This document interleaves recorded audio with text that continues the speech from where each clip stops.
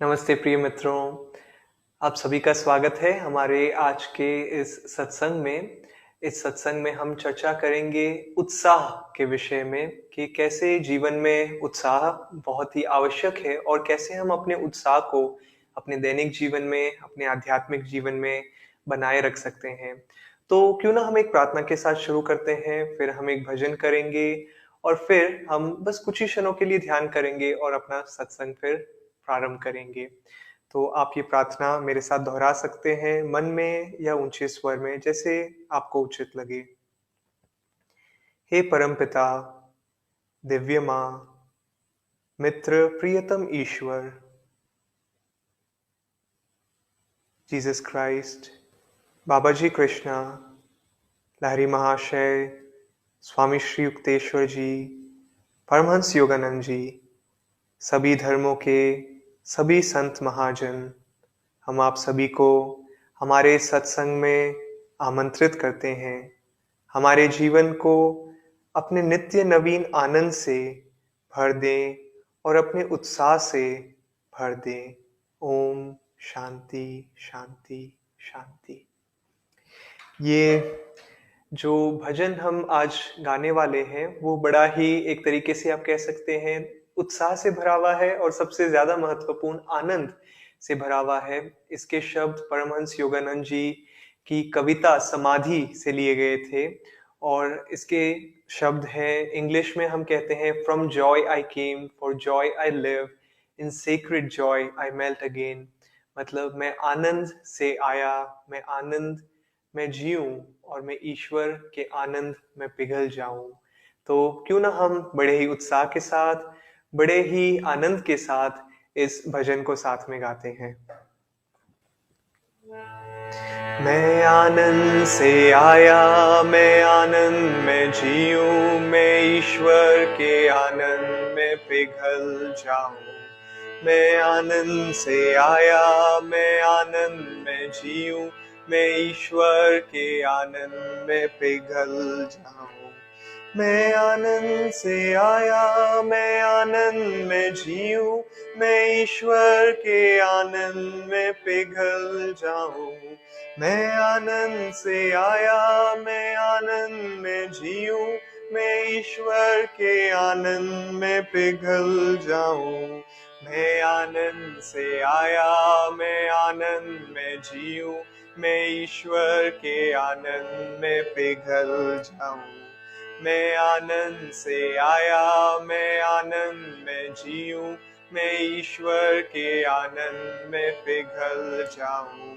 मैं आनंद से आया, मैं आनंद में जीऊं, मैं ईश्वर के आनंद में पिघल जाऊं। मैं आनंद से आया, मैं आनंद में जीऊं, मैं ईश्वर के आनंद में पिघल जाऊं।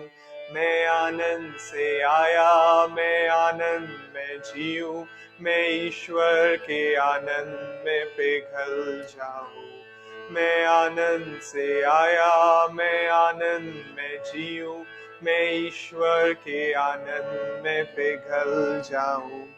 मैं आनंद से आया, मैं आनंद में जीऊं, मैं ईश्वर के आनंद में पिघल जाऊं। मैं आनंद से आया, मैं आनंद में जीऊं, मैं ईश्वर के आनंद में पिघल जाऊं। मैं आनंद से आया, मैं आनंद में जीऊं, मैं ईश्वर के आनंद में पिघल जाऊं। मैं आनंद से आया, मैं आनंद में जीऊं, मैं ईश्वर के आनंद में पिघल जाऊं। मैं आनंद से आया, मैं आनंद में जीऊं, मैं ईश्वर के आनंद में पिघल जाऊं। मैं आनंद से आया, मैं आनंद में जीऊं, मैं ईश्वर के आनंद में पिघल जाऊं। अब हम कुछ क्षणों के लिए ध्यान करेंगे, ध्यान में बैठेंगे अपने मन को केंद्रित करने के लिए। क्यों ना हम एक दोहरा श्वास लेते हैं, शरीर को तनावित करेंगे और फिर दोहरे श्वास के साथ में शरीर को शिथिल करेंगे। आप मेरे साथ दोहरा श्वास अंदर लें, शरीर को टेंस करें और अब रिलैक्स करें। 2 और बार।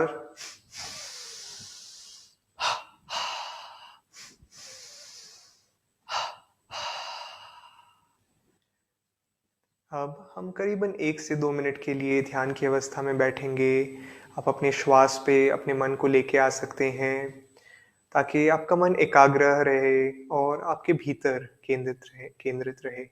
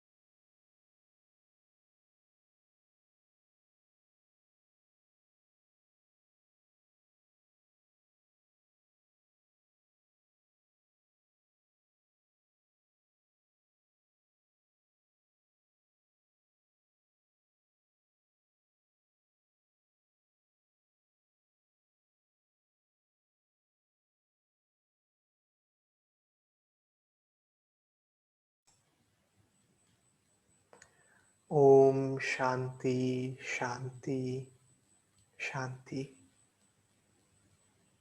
नमस्ते प्रिय मित्रों, आपका स्वागत है हमारे आज के सत्संग में।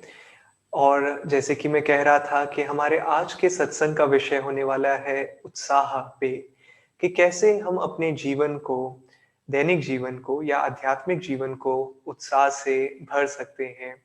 तो क्यों ना आज का सत्संग जैसे ही हम शुरू करते हैं, तो मैं आज हमारे सत्संग की शुरुआत में स्वामी क्रियानंद जी की पुस्तक आत्म आरोग्य की अभिपुष्टियां, इस किताब से कुछ शब्द पढ़ना चाहता हूं और फिर हम अपना सत्संग में हमारी जो चर्चा है वो शुरू कर सकते हैं। स्वामी जी कहते हैं उत्साह के विषय पे, उत्साह आनंद की वह भावना है जो इच्छा की शक्ति के माध्यम से प्रवाहित होती है। यदि हम आनंद को जानना चाहते हैं, तब हमें सदा इसकी पूर्ण अपेक्षा में जीना चाहिए। उनके पास तो संसारिक खुशी भी नहीं आ सकती जो उसकी मांग उदास होकर करते हैं, या जो उसके लिए अपनी आंखें जमीन पर झुकाकर कार्य करते हैं। खुशी प्राप्त करने के लिए व्यक्ति को खुशी से कार्य करना चाहिए। दिव्य आनंद को प्राप्त करने के लिए व्यक्ति को अपने प्रत्येक कार्य में तीव्रता से उत्साहित होना चाहिए। कभी भी अनुमान नहीं लगाओ। उस सूक्ष्म संदेह की भावना को कभी अनदेखा मत करो जो बनावटी भावुक उत्साह में उपस्थित होती है। हमेशा कोशिश करो कि ईश्वर का आनंद स्वयं को तुम्हारे तुम्हारे द्वारा अभिव्यक्त करे। इस प्रकार तुम्हारा उत्साह बढ़कर अनंततः उसका आनंद बन जाएगा। मैं उस आखिरी लाइन को वापस पढ़ना चाहूंगा, मैं थोड़ा क्लियर नहीं था। इस प्रकार तुम्हारा उत्साह बढ़कर अंततः उसका आनंद बन जाएगा। और स्वामी क्रियानंद जी एक प्रार्थना भी कहते हैं जो इस उत्साह के विषय पे है, क्यों ना हम उसको अपने मन में दोहराएं। ओ पूर्ण परमानंद, मेरा मार्गदर्शन करो ताकि मैं अपनी प्रत्येक भावना द्वारा आपको अभिव्यक्त कर सकूं। मेरा उत्साह आपके आनंद का माध्यम बन सके। तो दोस्तों, अब आते हैं उत्साह के विषय पे, हम अपनी चर्चा शुरू करते हैं। और जैसे स्वामी क्रियानंद जी ने इस पुस्तक में, अपनी किताब में पहली लाइन में लिखा है, उत्साह आनंद की वह भावना है जो इच्छा की शक्ति के माध्यम से प्रभावित होती है। और काफी बार हम सोचते हैं कि उत्साह, कुछ दिन हम उत्साहित होते हैं, कुछ दिन हम उत्साहित नहीं होते हैं। और उत्साह एक ऐसी चीज है जो बाहरी परिस्थिति पे डिपेंड करती है और उस पे हम ज्यादा कंट्रोल नहीं कर सकते। लेकिन हम अपनी इच्छा शक्ति के साथ अपने उत्साह को जागरूक कर सकते हैं, बढ़ा सकते हैं, और यही नहीं, हमेशा बनाए भी रख सकते हैं। सबसे पहले मैं स्वामी क्रियानंद जी के जीवन से एक कहानी आपको बताना चाहता था। ये था स्वामी क्रियानंद जी जब कॉलेज में थे और वो अपने माता-पिता से अलग रह रहे थे, वो कॉलेज में पढ़ाई कर रहे थे और उस समय स्वामी क्रियानंद जी का मन किया कि मैं मेक्सिको स्वामी क्रियानंद जी अमेरिका में रहते थे और मेक्सिको थोड़ा दूर था जहाँ से वो रहते थे, जहाँ पे उनका कॉलेज था। और उन्होंने सोचा मैं गर्मी की छुट्टियों में मेक्सिको जाना चाहता हूँ, लेकिन जैसे उनके पिता थे, जैसे कई माता-पिता होते हैं, वो बड़े ही ज़िम्मेदार थे और वो उन्हें स्वामी क्रियानंद जी को इतने पैसे नहीं दिए थे कि वे उसका गलत इस्तेमाल कर सके।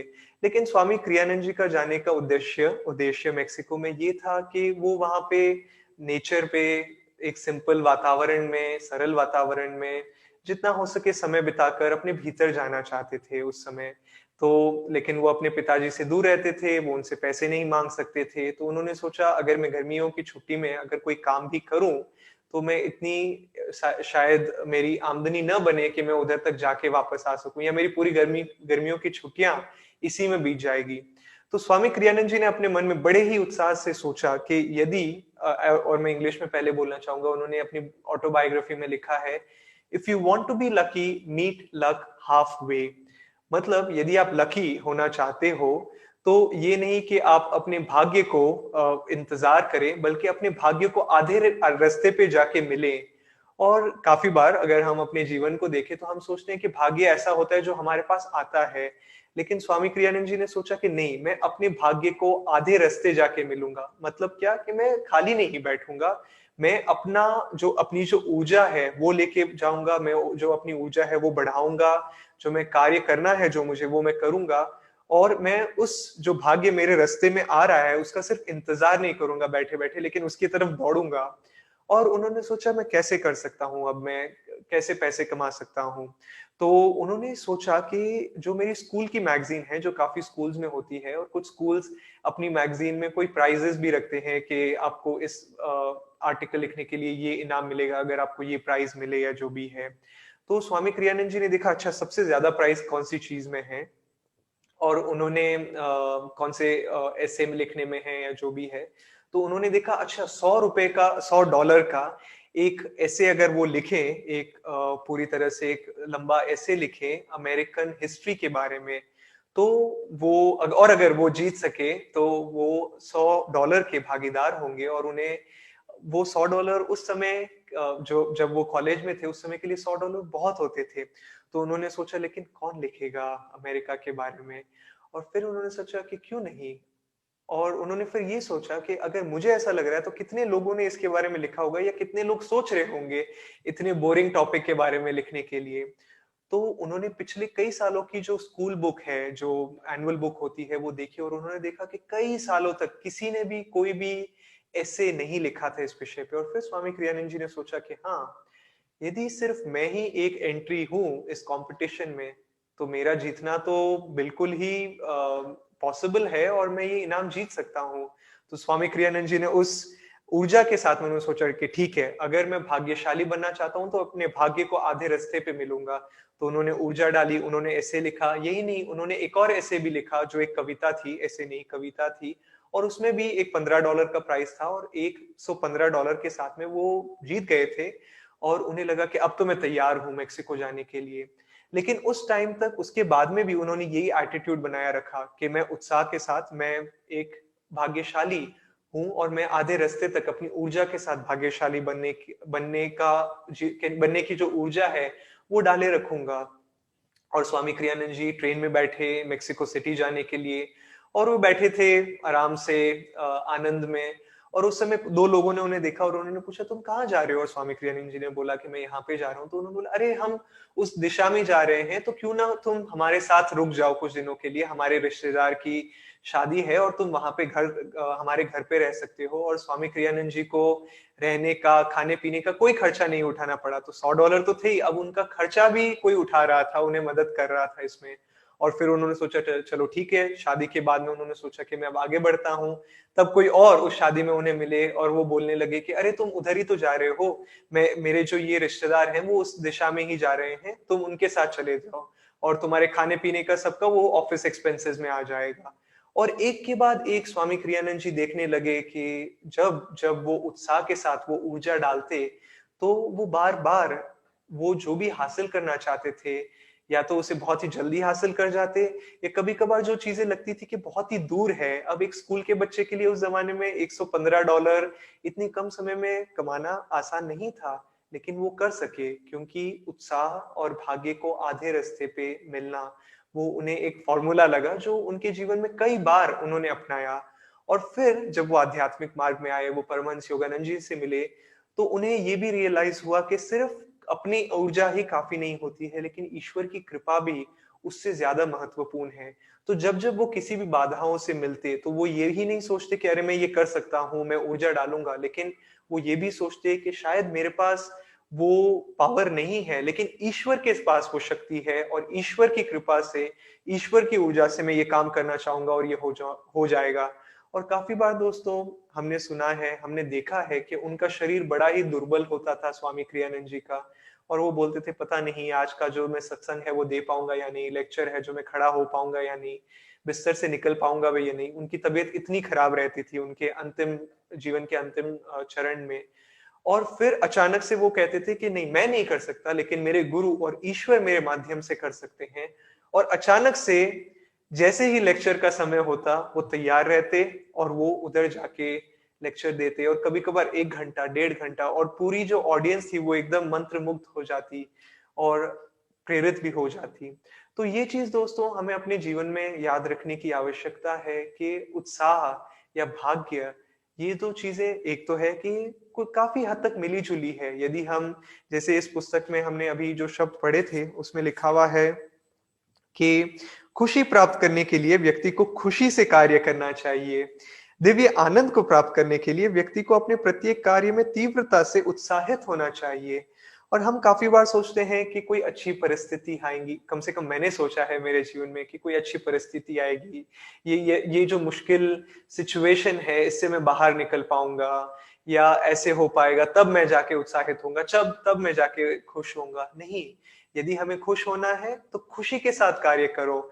यदि हमें उत्साह चाहिए तो उत्साह के साथ कार्य करो। यदि हमें अपने आध्यात्मिक मार्ग में दिव्य प्रेम या दिव्य आनंद चाहिए, तो उस भावना के साथ जब हम कार्य करते हैं, तो हम, जैसे स्वामी क्रियानंद जी बोलते थे कि किसी भी चीज़, हम मैं इतनी देर तक भाग्य के बारे में बात कर रहा था, लेकिन कोई भी चीज़ यदि हम अपने जीवन में प्राप्त करनी है, तो उसका इंतज़ार करने की जगह हमें उसे आधे रास्ते पे मिलना है। और आधे रास्ते ही क्यों, पूरा रास्ता क्यों नहीं? या यहाँ पे जो मैं बोल रहा था, ईश्वर की कृपा और गुरु की कृपा, उसका बहुत ही बड़ा भाग्य भी है। यदि हम सोचें कि सिर्फ हम अपने ही बल के माध्यम से पूरे रास्ते तक पहुँच सकते हैं, तो वो भी गलती है। और यदि हम सोचते हैं कि सब कुछ हमारी दिशा में आना चाहिए और हम कुछ नहीं करें, तो वो भी गलती है। हमें अपनी ओर से पूरी ऊर्जा डालनी है, और दूसरी ओर से हमें अपने आप को खुला भी रखना है, ताकि हम ईश्वर की कृपा और प्रेरणा से और उनके आनंद से और उनके आशीर्वाद से आगे बढ़ सके।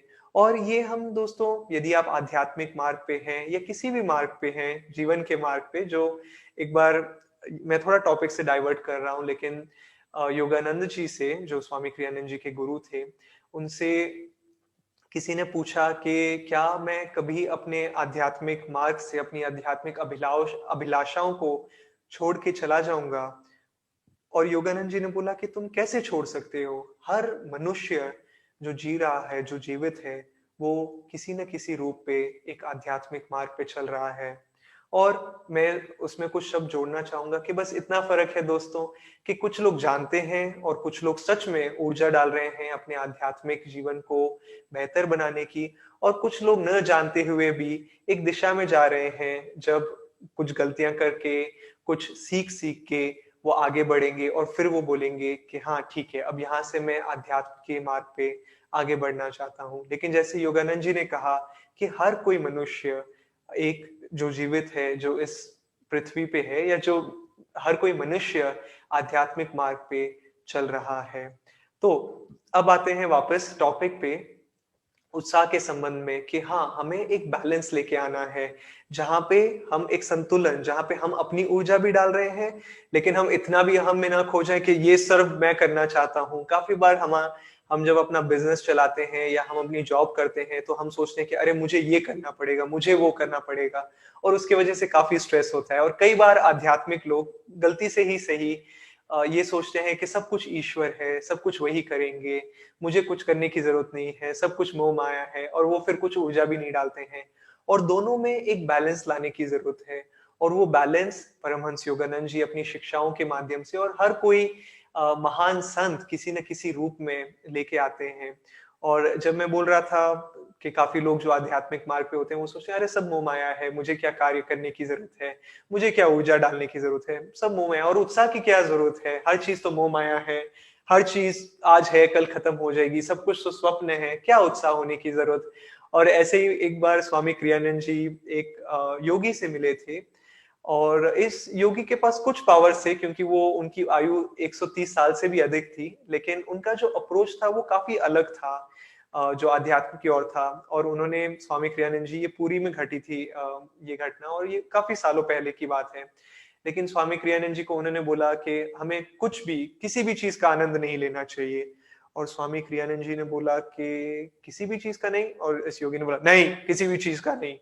तो स्वामी क्रियानंद जी ने बोला अगर मैं एक खूबसूरत सूर्य उदय या सूर्य अस्त देख रहा हूँ और सूरज इतना खूबसूरत दिख रहा है, तो क्या मुझे उसका भी आनंद नहीं देख लेना चाहिए? और उस योगी ने बोला नहीं, कुछ भी नहीं। और स्वामी क्रियानंद जी ने जैसे उनका नेचर था, उन्होंने कुछ कहा नहीं, लेकिन उन्होंने मन में सोचा कि कितना ड्राई है, कितना सूखा-सूखा है ये अप्रोच ईश्वर की ओर और उन्होंने फिर सोचा कि उनके गुरु जो कहते थे, परमहंस योगानंद जी सिखाते थे कि जो भी आपके जीवन में आए, उसका आनंद लें, जो भी ईश्वर दे। लेकिन हर चीज़ को आनंद इस रूप से लें कि ईश्वर मेरे माध्यम से इस चीज़ का आनंद ले रहे हैं। और इधर भी दोस्तों फ़र्क होता है, जहाँ पे कभी-कभार हम उत्साहित हो जाते हैं सांसारिक चीज़ों में, धन, लोभ, मोह, माया और हम सोचते हैं हम उत्साहित हो जाते हैं, अरे! ये गाड़ी या ये चीज़ या वो चीज़ या नया फ़ोन अच्छी बात है नया फ़ोन लाना जब हमें स्पेशली किसी सेवा के कार्य में मदद करे वो या हमें अपना कार्य करने में मदद करे। लेकिन वो उत्साह जो भी है या वो जो खुशी आ रही है, उसे हम यदि वापस ईश्वर को दे सकें, तो आप पाओगे कि वो उत्साह जो हम अ, थोड़ी डर के साथ में रहते हैं। जब भी कोई नई चीज़ हमारे जीवन में आती है, तो उत्साह भी होता है, आनंद भी होता है, लेकिन उसके पीछे एक छुपा हुआ भय होता है, जो हर किसी सांसारिक चीज़ में छुपा हुआ होता है कि अरे! अगर ये चीज़ खो गई तो क्या होगा? लेकिन यदि वही उत्साह मैं किसी कार्य के साथ करूँ, किसी मतलब कि किसी भी कार्य को ईश्वर के उत्साह के साथ करूँ, ईश्वर के आनंद के साथ करूँ कि अरे! ये इतनी खूबसूरत गाड़ी मैं ईश्वर के साथ में चलाऊँगा या इसके साथ में मैं अपने घर तक अपने परिवार वालों की सेवा में या परिवार वालों के साथ में घूम पाऊँगा, ईश्वर के साथ घूम पाऊँगा। तो फिर वो भय अचानक से दोस्तों लगता है कि वो भय गायब ही हो जाता है और हम फिर इतना डरते नहीं हैं क्योंकि हम जानते हैं कि जो भी आया था, ईश्वर ने दिया था, कुछ देर के लिए मैं इसका आनंद लूँगा और जब ईश्वर का मन करे कि ठीक है, ये गाड़ी नहीं, शायद कोई और या शायद गाड़ी भी नहीं, मैं एक उदाहरण ही दे रहा हूँ, तो ठीक है, वो भी ईश्वर लेके जा सकते हैं। तो हमें अपना जो उत्साह है, वो सही चीज़ों में लेके जाना है और उत्साह का इंतज़ार नहीं करना है कि अरे! ये कठिन परिस्थिति है। मैं जब इससे निकल जाऊँगा तब मैं शायद खुश रहूँगा। नहीं, काफ़ी बार मैंने खुद ने पाया है, बस कुछ ही दिनों पहले मैं कुछ काफ़ी सारे वीडियोज़ रिकॉर्ड करने थे मुझे और मेरे जीवन में बहुत सारी चीज़ें चल रही थी और मेरे पास बिल्कुल समय नहीं था और मैं थोड़ा थका हुआ भी था, लेकिन बहुत सारे वीडियोज़ रिकॉर्ड करने थे तो मैंने और ये वीडियोज़ रिकॉर्ड करने थे अफ़र्मेशंस की टॉपिक पे जो कुछ हद तक इस किताब पर आधारित थे। अभिपुष्टियाँ जो स्वामी क्रियानंद जी कहते हैं।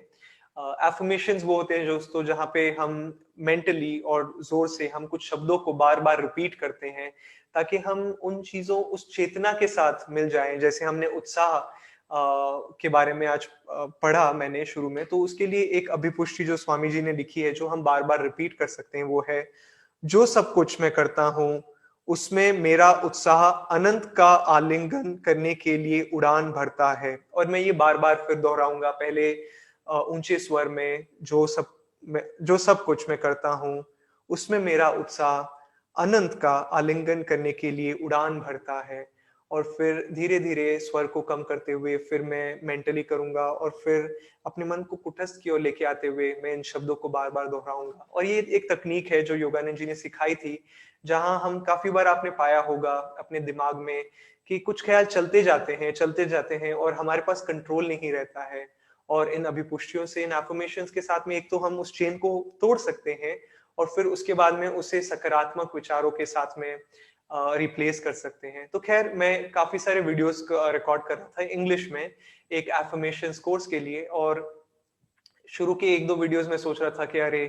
ये वीडियो खत्म हो जाएगा, फिर मैं थोड़ी ऊर्जा आएगी और मैं आराम कर सकूँगा। फिर मुझे लगेगा कि मैं थोड़ा आराम कर चुका हूँ या जो भी है। लेकिन बीच में जैसे मैं इन चीज़ों के बारे में बात कर रहा था और मैं सोच रहा था कि मैं एक परिस्थिति का इंतज़ार कर रहा हूँ कि जब ये खत्म होगा, तब मैं आराम करूँगा और फिर मेरे में ऊर्जा आएगी और फिर मैं उत्साहित हो पाऊँगा और फिर मैं आनंदित हो पाऊँगा। लेकिन और किसको पता, शायद रिकॉर्ड करने के बाद में कोई और नई चीज़ आ जाती या आपके जीवन में भी शायद आप सोच रहे हैं कि फिर मैं शायद ध्यान कर पाऊँगा या फिर मैं ये कर पाऊँगा या फिर मैं खुश रह पाऊँगा। और फिर मैंने उसी समय अपने आप को रोका इस फिर के बिज़नेस से और मैंने बोला कि नहीं, मैं अपने जीवन में अपने उद्देश्यों को जो है आनंदित रहना, उसके लिए मैं इंतज़ार नहीं करने वाला हूँ। मैं अभी अधिक ऊर्जा के साथ में, गहरे उत्साह के साथ में इसको अपने जीवन में उतारता हूँ और इसका प्रयोग करूँगा मैं। और मैंने कुछ अफ़र्मेशंस किए, कुछ अभिपुष्टियाँ पढ़ी और मन को पूरे उत्साह के साथ में बोला कि अब मैं पूरे उत्साह के साथ में ये कार्य करने वाला हूँ। और दोस्तों बाकी के जो वीडियोज़ गए, मुझे फिर लगने लगा कि जो मैंने शुरू के वीडियोज़ रिकॉर्ड किए थे, उसे मुझे वापस करना चाहिए क्योंकि उस समय इतनी ऊर्जा कम थी कि मैं खुद रिलेट नहीं कर पा रहा था। लेकिन फिर बाद में जो भी मैंने किया, मुझे इतनी उत्साह का महसूस हो रहा था और ये उत्साह कुछ हद तक मैंने उत्पन्न की अपने भीतर से। और दूसरी ओर से जब मैंने अपने हृदय के द्वार खोल दिए, तब ईश्वर की कृपा भी आई और फिर वो ऊर्जा और भी बढ़ गई। तो ये बहुत महत्वपूर्ण है दोस्तों कि हम किसी बात का इंतजार नहीं करें और ये हमारे अवचेतन मन में कहीं ना कहीं होता है, या हमें आप कह सकते हो कि बचपन से ही हम थोड़े ट्यून्ड इन होते हैं कि मुझे जब टीवी देखने को मिलेगी तब मैं खुश रहूंगा, जब मुझे कोई बाहर लेके जाएगा मेरे मम्मी पापा तब मैं खुश रहूंगा, जब मुझे नए जूते मिलेंगे। और फिर ये छोटी छोटी चीज अचानक से हमें पता भी नहीं चलता है और हम पे कुछ हद तक हावी होने लग जाती है। और हम अपने दैनिक जीवन में, हमारे आध्यात्मिक जीवन में, मैंने अभी तक कुछ चीजें बोली जो दोनों टाइम अप्लाई करती है, चाहे वो दैनिक में हो या आध्यात्मिक हो, वैसे दोनों में ज्यादा फर्क नहीं है। लेकिन हमें पता चलता है कि ये चीजें हम पे काफी हावी हो रही है और हम अपना जो 100% है, जो जो भी हमारे जीवन से हम एक्सपेक्ट कर सकते हैं, वो हम पूरी तरह से उसका आनंद नहीं ले पाते हैं। और ये चीज दोस्तों आपके ध्यान में, आपकी ध्यान साधना में, आपकी पूजा में, आपके कनेक्शन में, आपके गुरु के साथ में या ईश्वर के साथ में, उसमें भी इफ़ेक्ट करती है। क्योंकि यदि मैं आज शाम को जब ध्यान करने बैठूँगा या थोड़ी देर बाद में और मैं ये सोचूँ, ईश्वर कब आएँगे? ईश्वर तो कभी आते नहीं हैं। चलो कोई बात नहीं, मुझे बैठना ही है, मैं थोड़ी देर के लिए बैठ ही जाता हूँ। कोई जैसे मैं एक फ़ॉर्मेलिटी कर रहा हूँ और इस प्रकार दिखता है कि क्या लगता है आपको? एक बार स्वामी क्रियानंद जी के जीवन में ऐसा हुआ था, उनका जन्मदिन था और वो एक कॉन्सर्ट में जाना चाहते थे। लेकिन कॉन्सर्ट पहले से ही प्री बुक था और वो फुल था और उस कॉन्सर्ट के सामने बहुत सारी भीड़ थी और ऑर्गेनाइजर सामने खड़े थे और सब लोग बोल रहे थे हमें अंदर जाने दो, क्योंकि बहुत ही पॉपुलर कॉन्सर्ट था।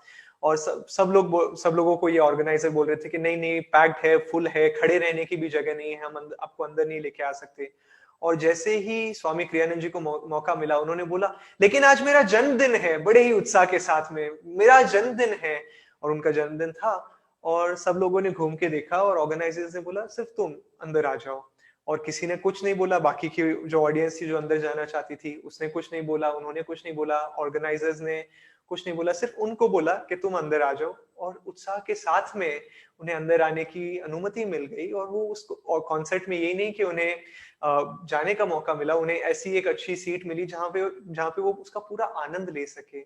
तो उसी प्रकार दोस्तों, जब आप ध्यान करने बैठो, अपने जीवन में किसी भी कार्य को करो उसको आधी अधूरी एनर्जी के साथ मत करो कि ऐसा लगे कि अरे ये तो मुझे करना पड़ रहा है। अगर कुछ मैंने काफ़ी बार पाया है कि अगर मुझे कुछ करना ही है और अगर उससे कोई छुटकारा नहीं मिलने वाला तो क्यों ना उसको बहुत ही अच्छी तरह से किया जाए और उसमें अपना 100% दिया जाए। और फिर आप पाओगे दोस्तों कि धीरे-धीरे एक चीज़ दूसरे को प्रभाव करती है, दूसरी चीज़ तीसरी चीज़ को प्रभाव करती है हमारे जीवन में और अचानक से हमारा जो पूरा जीवन है, जो परिस्थितियाँ हैं, वो अपने आप ही बदलने लग जाती है। मैं आज का सत्संग इस कहानी के साथ खत्म करना चाहता हूँ कि कैसे हमारी जो सब्जेक्टिव चीजें हैं, जो हम सोचते हैं कि ये चीजें मानसिक है या ये चीजें एक भावात्मक है, फीलिंग है और इसकी कोई ऑब्जेक्टिव रियलिटी नहीं है कि जो मैं देख नहीं सकता या महसूस नहीं कर सकता, लेकिन कैसे ये सूक्ष्म चीजें हमारे बाहरी जीवन को प्रवाह कर सकती है, उनको प्रवाहित कर सकती है। तो स्वामी क्रियानंद जी के एक मित्र थे और उनकी आदत थी हमेशा नकारात्मक रहने की और खासकर लोगों के प्रति अपनी नकारात्मकता को व्यक्त करने की। चाहे कभी-कभार उनको बोलते ही नहीं वो दूसरे लोगों को, लेकिन मन में वो हमेशा सोचते थे ये स्वामी क्रियानंद जी के मित्र कि वो यहाँ पे गलत है, वो ये गलत कर रहा है, वो ये ठीक नहीं है, वो ठीक नहीं है। तो अ, और इस कारण से, इस मानसिक पैटर्न के कारण, चाहे वो कभी बोलते भी नहीं, एक शब्द भी नहीं बोलते और लोगों को शायद पता भी नहीं चलता कि वो क्या सोच रहे हैं। काफ़ी बार उनके जीवन में अचानक से लोग आते और वो उनसे भिड़ जाते, लड़ने लग जाते और एक काफ़ी बार ऐसा होता कि वो बस गली में चल रहे हैं और कोई अचानक से उनके सामने बंदूक निकाल देता। ये कहीं अमेरिका में हुआ था। और वो बंदूक निकाल देते और उन्होंने बोला तुमने मेरी पत्नी के साथ क्यों ऐसा व्यवहार किया। और वो स्वामी क्रियानंद जी के मित्र बोलते कि अरे मैं किसी को जानता ही नहीं ना, तो तुमको तुम्हारी पत्नी को तुम क्या बोल रहे हो। और एक बार एक पूरा गैंग गुंडों का उनके पीछे भागने लग गया। और स्वामी क्रियानंद जी बोलते थे कि लेकिन जब भी मैं इस मित्र के साथ चलता या उसके साथ रहता, ऐसा कभी कुछ नहीं होता। लेकिन जब भी वो अपने आप अकेले के साथ रहता, कोई उसके सामने छुरा निकाल देता, कोई उसके सामने बंदूक निकाल देता, कोई उसका पीछा करने लग जाता, कोई उससे भिड़ जाता, लड़ाई करने लग जाता। और स्वामी क्रियानंद जी ने कहा कि जो चीजें हम अपने अंदर व्यक्त करते हैं, चाहे वो बाहरी भी नहीं दिखाई दे, लेकिन उस वो हमारे दैनिक जीवन को प्रवाह करता है। तो यदि आप अपने जीवन को उत्साह के साथ भर दो और उस आनंद के साथ भर दो और उस इच्छा शक्ति के साथ भर दो कि हाँ, मैं अपनी इच्छा शक्ति से उत्साहित रहूंगा, आनंदित रहूंगा, चाहे बाहरी परिस्थिति कितनी भी मुश्किल क्यों ना हो, फिर आप पाओगे कि अपने आप जो बाहरी परिस्थिति है वो धीरे धीरे बदलने लग जाएगी और आप देखोगे कि आप परिस्थितियों से ऊपर उनका आनंद भी ले पाओगे और उनसे जो लेसन्स हमें सीखने हैं, जो चीजें हमें काफी बार जो भी कठिनाइयां आती हैं वो सिखाने के लिए आती है, वो हम बहुत ही जल्दी सीख जाते हैं और हम आगे बढ़ने लग जाते हैं हमारे दैनिक जीवन में, हमारे आध्यात्मिक जीवन में, हमारे रिश्तों में और हमारे जीवन के हर एक पहलू में। तो उसके साथ दोस्तों मैं आशा करता हूं कि आपका जीवन उत्साह के साथ भरा हुआ हो, आपके जीवन के हर एक पहलू में। धन्यवाद।